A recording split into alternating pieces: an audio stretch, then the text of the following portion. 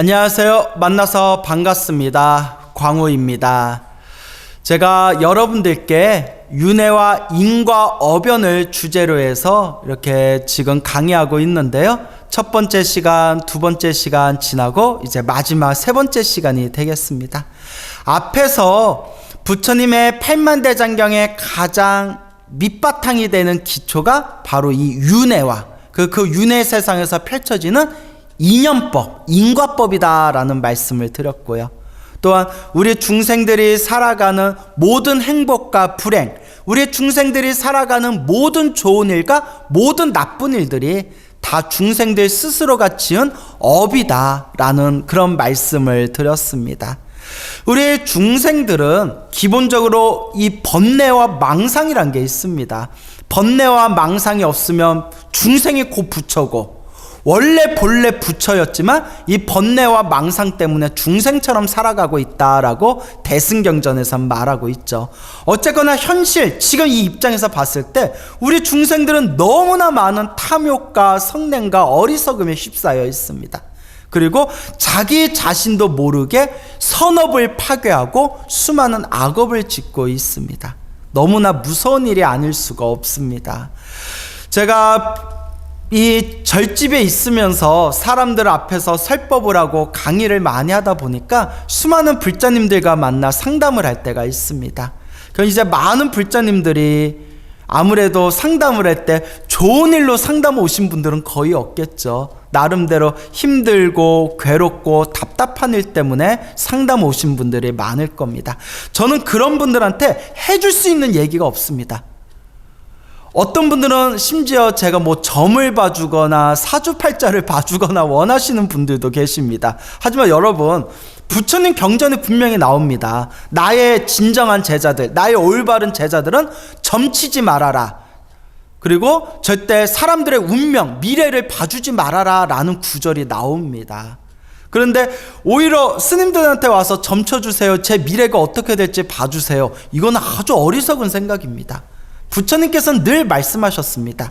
자신이 지금 이 운명이 만들어진 것도 내가 지은 업이었다며, 지금의 이 운명을 더 아름답게 더 좋게 바꿔나갈 수 있는 것도 바로 자신의 노력이라고, 자신의 의지라고 분명히 부처님께서 말씀하셨습니다. 사주팔자 얘기가 나와서 제가 재미난 얘기 잠깐 들려드리자면요, 저도 20대 때 호기심이 나가지고 잠깐 사주팔자를 공부한 적이 있었습니다. 제가 그때 이제 명리학을 공부했는데, 그때 명리학을 공부한다고 또 이렇게 명리학에 관심 있으신 분도 알겠지만 또 책값이 비싸요. 책값이 엄청 비쌉니다. 그래서 그 비싼 책 사놓고 제대로 보지도 않았는데, 제가 딴에 이렇게 명리학을 배웠거든요. 가불병전 무기경신인계 자축인묘 진사오미 신유술에 해가지고 이렇게 따지고 뭐하고 이렇게 보는 방법이 있지 않습니까? 그런데 잘 안 맞아요. 제 걸 제가 봤는데 잘 안 맞고, 주변에 있는 사람들 봐줬는데 잘 안 맞더라고요. 그래서 저는 내가 실력이 부족해서 그렇구나. 그래서 더 열심히 공부했더니 한 번씩 귀신같이 맞을 때가 있더라고요. 내가 맞췄어. 그리고 또 안 맞아요. 어쩌다는 맞는데 또 어쩌다는 안 맞아요. 그래서 내 실력이 부족한가 보다. 그래서 책값 엄청 깨졌거든요. 네, 여러분, 제가 이런 얘기하면 혹시 명리학에 관심 있으신 분들은 어떻게 생각할지 모르겠는데, 우리나라에서 난다긴다 하는 그런 유명한 명리학자들 있지 않습니까? 그 명리학자들 밑에서 배우신 제자분들 있지 않습니까? 그런 분들하고 대화도 나눠보고 그분들의 하시는 말씀도 들었는데, 저는 이제 스님이고 또 저는 명리학으로 업을 삼아서 사는 사람이 아니니까 저한테 솔직하게 말씀해 주시더라고요.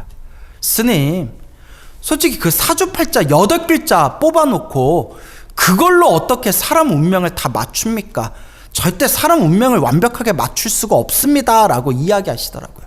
또 실제로 제 불자님들 중에서도 어디가 용하다 해서 난다긴다 유명한 역술가 만나서 맞상 이렇게 점을 치거나 사주팔자를 봤는데 제대로 안 맞은 경우가 굉장히 많답니다.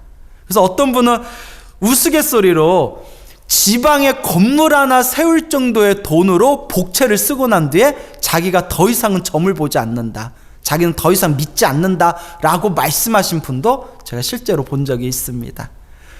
운명은 절대 100% 알 수가 없습니다. 운명은 끊임없이 움직이고 변화하고 있는 파동과 같습니다. 인간의 의식을 어떻게 그 하나하나의 변수를 다 꿰뚫어 보겠습니까? 그래서 제가 사주팔자를 배웠을 때 재미난 내용을 하나 봤는데요.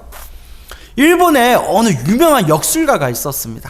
아주 일본에 유명한 역술가가 있었는데 산에 올라가서 평생 사주팔자로 공부하고 점을 치고 평생 공부를 해가지고 세상에 내려왔는데 사람들의 관상을 봐주건 사주팔자를 봐주건 점을 쳐주건 백발백중이었다고 합니다. 근데 희한하게 잘 안 맞는 사람이 있더랍니다. 왜 안 맞지? 왜 안 맞지? 그 자기가 이제 그게 하나의 궁구증이 되고 그게 하나의 호기심이 되고 그게 하나의 가슴의 숙제가 된 겁니다. 왜 저 사람은 왜 팔자가 안 맞지? 내가 실력이 부족한가? 그리고 자기가 맞추지 못했던 사람들의 그 사주팔자를 가슴에 숙제로 삼아서 평생을 연구했다고 합니다. 그분의 얻은 결론이 다음과 같습니다. 아무리 사주팔자를 봐줘도 맞지 않는 사람이 있더라. 분명히 있더라. 그런 사람들을 가만히 보니까 크게 세 가지로 나눌 수가 있더라. 첫째가 착한 일을 많이 한 사람들이 사주팔자가 잘 안 맞더라. 왜냐? 이 사람이 올해 분명히 나쁜 운이 있었는데 그 나쁜 운을 아무렇지도 않게 넘어가는 그런 경우가 있더라는 거예요. 왜 그런가 봤더니 평상시에 덕을 많이 베풀고 평상시에 착한 일을 많이 했던 사람들이 이렇게 사주팔자가 잘 안 맞더라.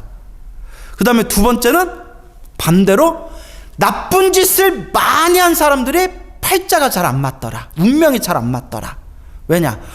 이 사람이 분명히 이 사람이 좋은 가정을 꾸려가지고 편안하게 살아야 할 말년인데 지금 감옥에 갇혀서 막 10년, 20년형을 받은 거예요.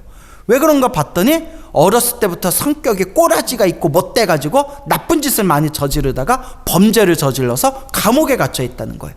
그러니까 나쁜 짓을 많이 하게 되면 좋은 운도 깎여버린다는 겁니다. 착한 일을 많이 한 사람은 팔자가 안 맞고 나쁜 일을 많이 한 사람도 팔자가 안 맞더라. 그 마지막 세 번째가 있답니다. 종교심이 지극한 사람들이 팔자가 안 맞더라. 특히 일본은 불자가 많지 않습니까? 불자가. 그러니까 여기서 종교를 믿는 사람들은 불자를 뜻합니다.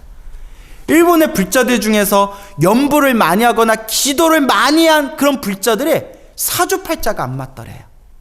그래서 제가 실제로 들은 얘기인데, 제가 아시는 어느 불자님이 금강경을 평생 읽으신 불자님이 있었어요. 금강경을 평생 오랫동안 읽으신 불자님이 있었는데 너무나 집안에 이렇게 좀 우환이 있다 보니까 너무나 궁금해가지고 그 친구 따라서 용한 그런 점쟁이를 찾아갔답니다. 용한 이제 무당을 찾아갔는데 무당이 하는 얘기가 아줌마는 점이 안 보여요 이러더래요. 그분이 신점을 보는 분이었는데 아줌마는 점이 안 보여요. 이상하게 아줌마는 점이 안 보여요. 그리고 옆에 친구가 이 친구가 절에 다니면서 금강경을 많이 읽었어요 하니까 그때 무당이 아이고 그 절에 다니는 분이면 부처님께 열심히 불공 올리라고 그렇게 이야기했다는 그런 말이 있습니다. 그리고 이와 비슷한 사례들이 굉장히 많거든요. 뭐 시간이 없어서 일일이 다 말씀드리기는 어렵고요. 그래서 부처님께서 분명히 말씀하신 말, 내 앞에 펼쳐진 이 모든 상황들이 내가 지은 업이라면 이 운명을 바꾸고 이 업을 바꾸는 것도 결국 누구의 몫이다? 그렇습니다. 바로 나 자신의 몫입니다. 여러분의 업을, 여러분의 운명을 스스로 바꿀 수가 있습니다. 그래서 다시 처음으로 돌아와서 불자님들이 그렇게 힘들고 괴롭고 답답한 일들을 물어보실 때 제가 딱 부러지게 드리는 이야기가 있습니다. 나는 해줄 말이 없다. 지금 이 모든 고통은 내가 지은 업들이다. 다 내가 지은 인연법이다. 딱 세 가지를 명심해라. 첫째, 기도를 많이 해라. 업장소멸, 기도를 많이 해라. 무슨 기도를 하든 하나로 통합니다. 관음 기도를 하든 지장 기도를 하든 금강경을 하든 법화경을 하든 능엄주를 하든 광명진언을 하든 하나라도 간절하게 제대로 정성스럽게 해라. 모든 기도는 하나로 통합니다.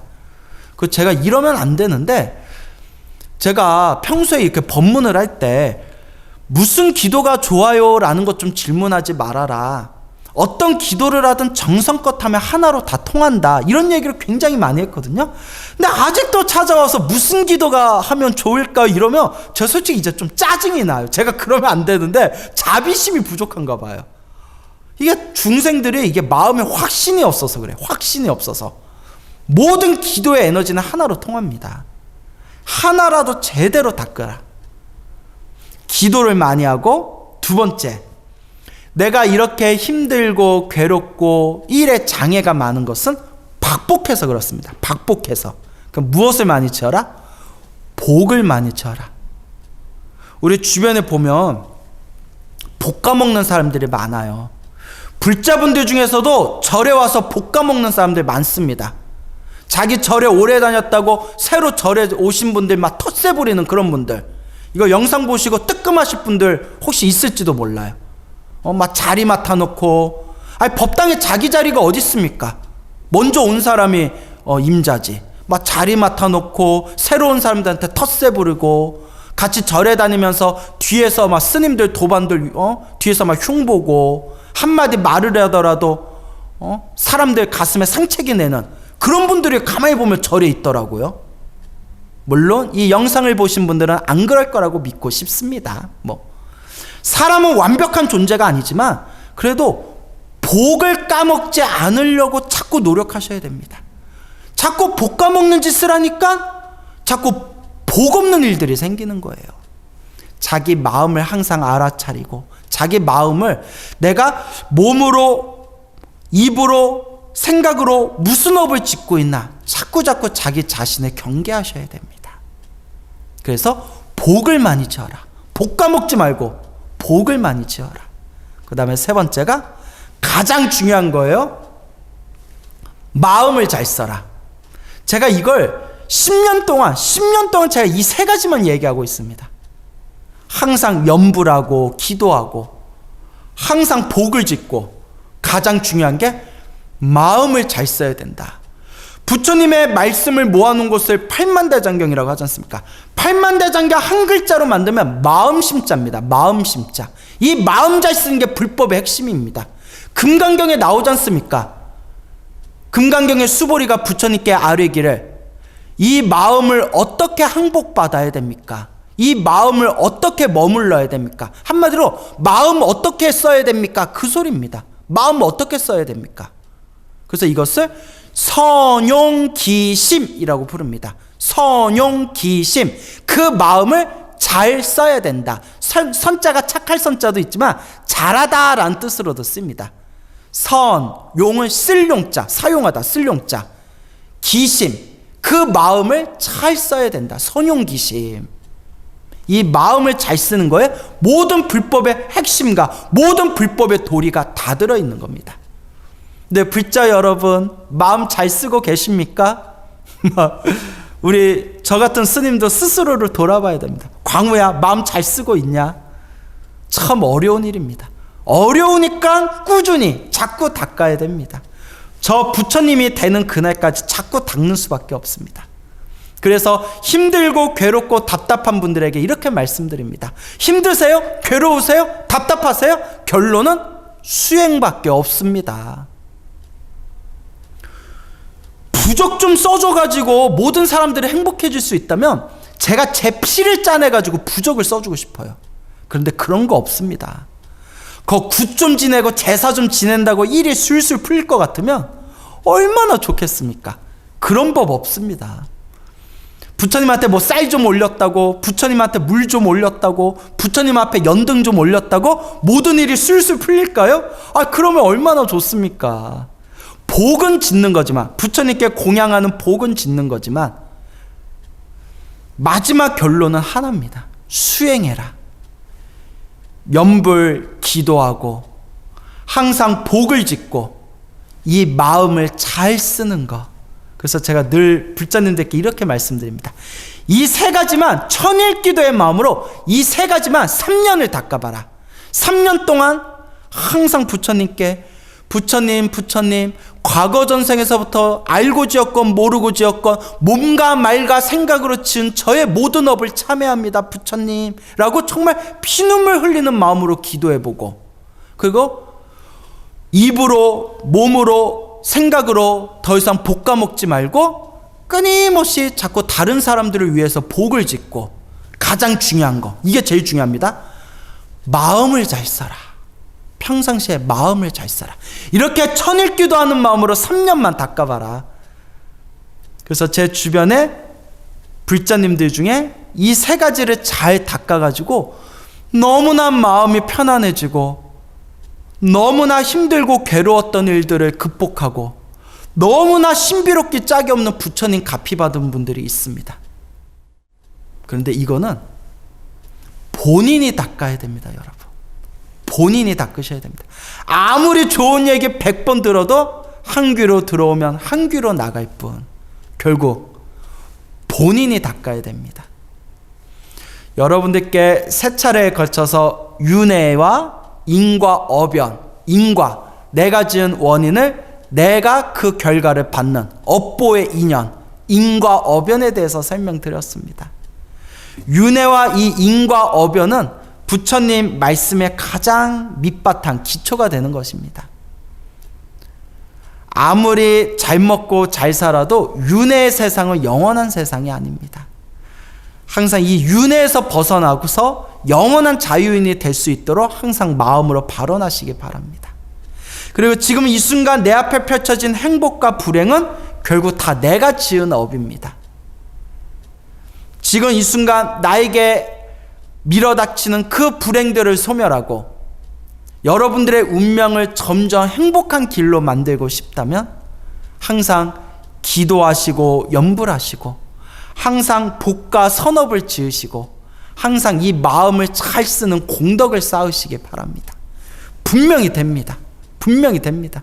제 주변에 이와 같이 자신의 운명을 아름답게 변화시킨 불자님들이 굉장히 많습니다.